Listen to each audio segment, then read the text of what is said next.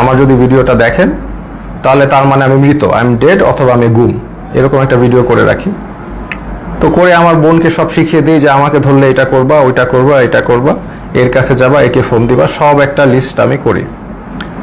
তো করার পর আমি আসলে মানসিকভাবে প্রস্তুত হয়ে যাই যে I can be dead, I can be killed, আমি শেষ হয়ে যাব। বা শেষ না হলে আরো খারাপ, যদি মেরে ফেলে তাহলে তো ভালোই, আপনারা তো জানেন তারা কি পরিমাণ অমানবিক টর্চার করতে পারে। তা আমি আসলে মরাটাই বেস্ট সিচুয়েশন ধরে নিয়ে আমি প্রস্তুতি নিয়েছি। তারপর আমি মনে করেন অপেক্ষা করে একদিন ওই দিন রাতে 1টার সময় বেল বাজে, তখন আমার মানে মনে হয় যে রাজাকাররা আসছে বা ওই লিগার হানাদাররা আসছে। তা আমি যে দরজায় দেখি কি আমার দারোয়ান। তা আমি ঘুমের মধ্যে ছিলাম, তো আসলে ওইভাবে চিন্তা করি নাই যে এইটা একটা ট্র্যাপ। আমি খুলে দারোয়ানকে জিজ্ঞেস করতে গেলাম কি, সাথে সাথে দরজা ধাক্কা দিয়ে হানাদার লিগার বাহিনী